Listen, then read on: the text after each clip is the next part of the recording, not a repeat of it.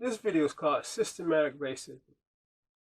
So, I'm in my last semester of graduate school, and I've got all my classes picked out, and then I realized my last class was with a professor who was an ex-military guy, real asshole of a man, looking and ready for a fight.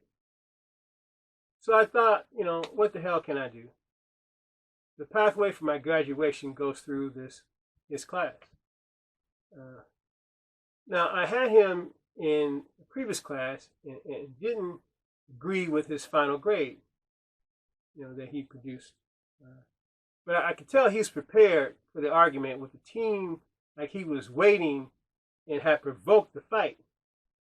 So I dropped my argument, took the grade, squashed my complaint, because I didn't want to go through the headache of complaining and no one cares or gives a crap, about how I feel. Been there and done that before, so I didn't want to go that pathway. He's ready for it, so he obviously had planned it. I've been there, with other persons, companies, schools, relationships, other professors, but there seem to be a certain type of people. I'll get into that in another video. But yes, some people can be real assholes, bitches, or a Karen. Some people can be real jerks, bitches, or a Karen. Right? So I'm in this class not knowing the woman who allowed me to enter the program was leaving or fired. I don't know, I do know she was being replaced by this Karen from the financial aid department. I would love to find out, what made the woman who let me in the program leave suddenly, like right in the middle, didn't even wait to the end of the school year.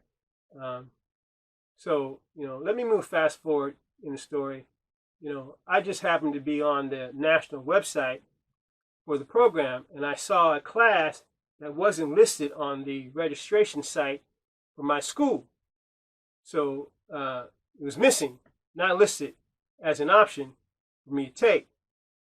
A class with a professor that I liked and who gave me an A in a previous class. This class was divorce.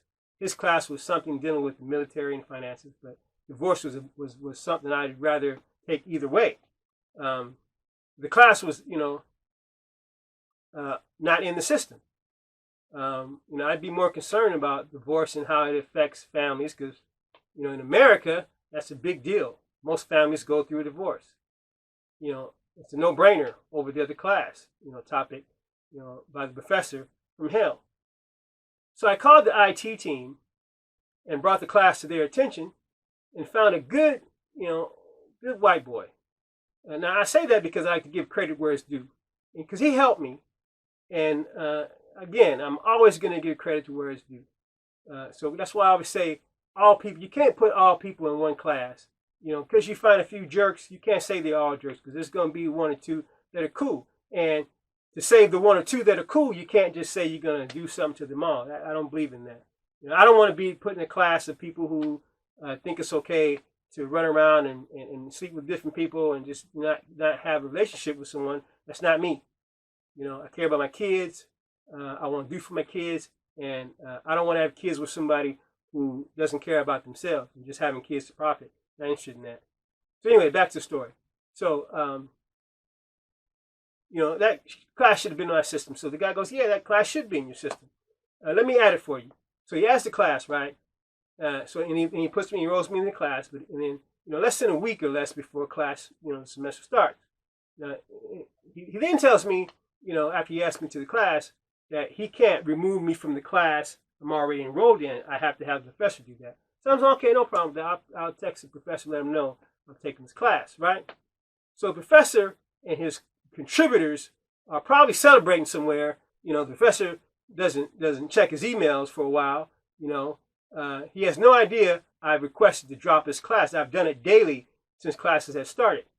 And then he sends me an email. He's asking for me to turn in the first assignment. That's how long he waited. He didn't even look at his emails. He's so pumped at the fact that he thinks he has me in his class. So I have the fortunate reason to send him another email with the earlier messages he didn't apparently read, how I'm not in his class.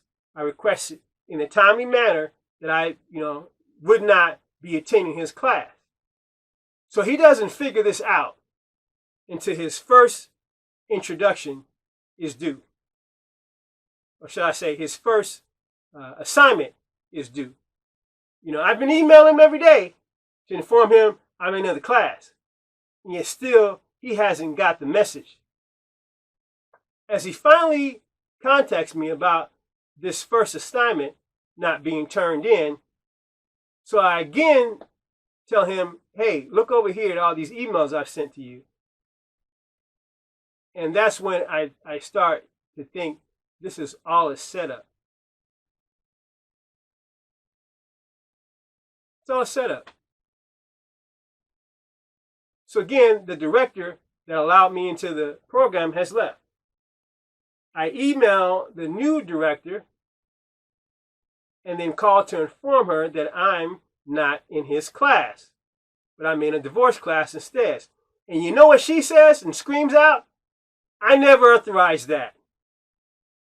And I was stunned by the response and asked, why would anyone need to approve or authorize me to take a class?